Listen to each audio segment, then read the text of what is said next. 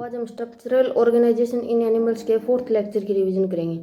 सबसे पहले इसमें हमने देखा हेट्रोक्राइन या मिक्स्ड या कंपोजिट ग्लैंड। तो हेट्रोक्राइन ग्लैंड वो होती है जिसमें एंडोक्राइन और एक्सोक्राइन दोनों टाइप के पार्ट हो।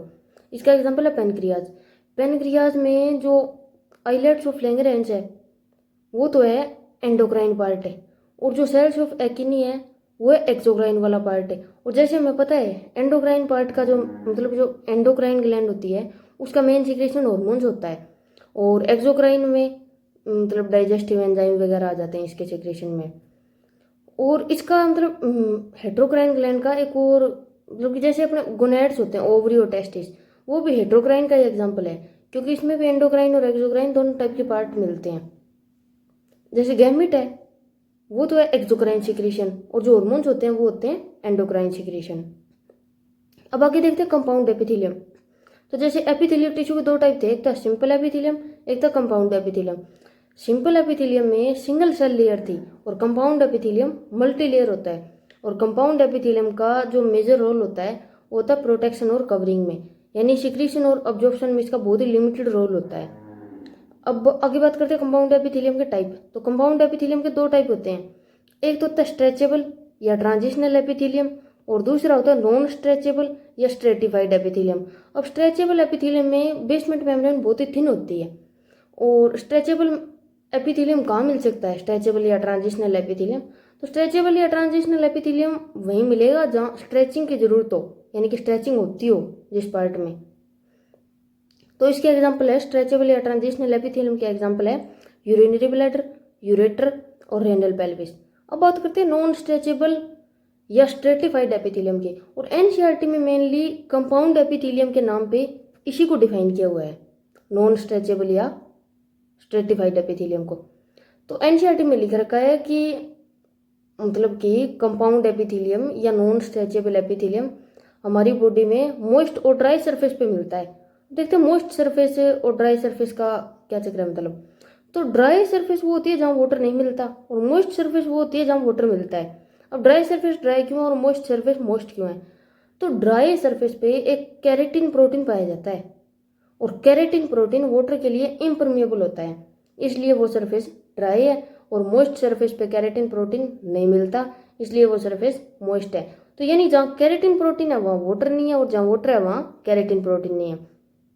अब नॉन स्ट्रेचेबल या स्ट्रेटिफाइड एपिथेलियम का अगर ड्राई सरफेस का एग्जांपल देखें तो स्किन, और स्किन पे जो मतलब एपिथेलियम मिलता है उसको कैरेटिनाइज्ड एपिथेलियम भी बोल सकते हैं, कैरेटिनाइज्ड स्ट्रेटिफाइड एपिथेलियम भी बोल सकते हैं।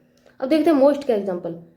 तो मोस्ट का एग्जांपल है pharynx, buccal cavity, oesophagus, larger ducts of gland और वेजाइना। और लार्जर डक्ट्स ऑफ ग्लैंड किसकी? स्लाइवरी ग्लैंड और पेनक्रियाटिक डक्ट, मतलब पेनक्रियाज की और स्लाइवरी डक्ट की जो लार्जर डक्ट है उनका जिक्र किया हुआ यहाँ। अब अगर पेनक्रियाटिक डक्ट में या मतलब पेनक्रियाज में या स्लाइवरी ग्लैंड में हमें पूछ लिया जाए कि कंपाउंड एपिथेलियम मिलता है या क्यूबॉइडल एपिथेलियम मिलता है, तो हम प्रायोरिटी देंगे कंपाउंड एपिथेलियम को, क्योंकि एनसीईआरटी ने ये क्लियर कट लिख रखा है। और वैसे पेनक्रियाज की ग्लैंड में दोनों मिलते हैं, क्यूबॉइडल तो स्मॉल डक्ट्स में मिलता है और कंपाउंड लार्ज डक्ट्स में मिलता है, लेकिन प्रायोरिटी कंपाउंड एपिथेलियम को देनी है। उसके बाद हमने कुछ एक सेल जंक्शंस देखे थे।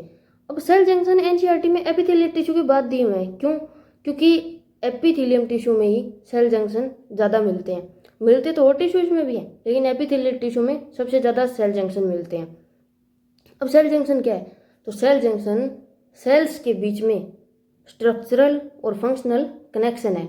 और सेल जंक्शन तीन टाइप के होते हैं, टाइट जंक्शन, गैप जंक्शन और एक होता है अधेरिंग जंक्शन।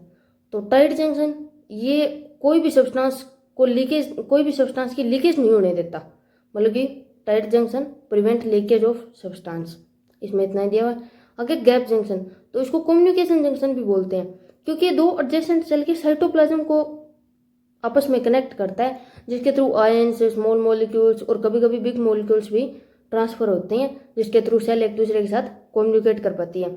तो गैप जंक्शन को कम्युनिकेशन जंक्शन भी बोलते हैं।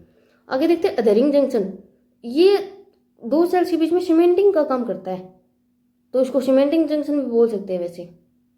तो जंक्शन तीन ही टाइप के थे और हमने इतना ही पढ़ा था इसमें। अब बात करते हैं कनेक्टिव टिश्यू की। तो कनेक्टिव टिश्यू का ओरिजिन तो होता है मेसोडर्मल, और ये लीकेज और सपोर्ट का काम करता है, और ये मोस्ट अबंडेंट और वाइडली डिस्ट्रीब्यूटेड टिश्यू है बॉडी का। अब देखते हैं कनेक्टिव टिश्यू किससे मिलकर बना होता है, यानी कि कनेक्टिव टिश्यू के कंपोनेंट। तो कनेक्टिव टिश्यू में एक तो होता है मैट्रिक्स, और उसके अंदर कुछ एक सेल्स पाई जाती है। मेनली दो कंपोनेंट होते हैं, मैट्रिक्स और सेल्स। सेल्स में जैसे fibroblast, mast cells, macrophages, neutrophils, eosinophils, यही सेल आती है मेनली, फाइब्रोब्लास्ट। और मैट्रिक्स में देखें तो मैट्रिक्स में आगे दो कंपोनेंट हो रहा है। एक तो होता है ग्राउंड सब्सटेंस, जो कि म्यूकोपॉलीसैकेराइड प्लस ग्लाइकोप्रोटीन से मिलकर बना होता है, और एक तो हो गया ग्राउंड सब्सटेंस, और दूसरे होते हैं कुछ एक फाइबर्स होते हैं इसमें, जिसके मेन दो टाइप है, मतलब इलास्टिक फाइबर और कोलेजन फाइबर। अब बात करते हैं कनेक्टिव टिश्यू के टाइप। तो कनेक्टिव टिश्यू के तीन टाइप होते हैं, loose connective tissue, dense connective tissue, specialised connective tissue. Loose connective tissue के आगे फिर दो टाइप और है, एरियोलर कनेक्टिव टिश्यू और एडिपोज कनेक्टिव टिश्यू। फिर आगे बात करते हैं डेंस कनेक्टिव टिश्यू के भी आगे दो टाइप है, डेंस रेगुलर कनेक्टिव टिश्यू और डेंस इरेगुलर कनेक्टिव टिश्यू। फिर आगे स्पेशलाइज्ड कनेक्टिव टिश्यू के भी दो टाइप है, स्केलेटल कनेक्टिव टिश्यू जिसमें कि बोन्स और कार्टिलेज आती है, और एक होता है फ्लूइड कनेक्टिव टिश्यू जिसमें कि ब्लड और लिम्फ आते हैं।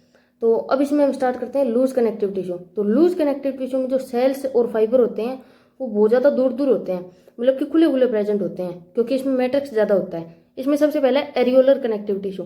तो एरियोलर कनेक्टिव टिश्यू में जो एरियोला शब्द है उसका मतलब होता है स्पेस। इस लेक्चर में इतना ही पढ़ा था।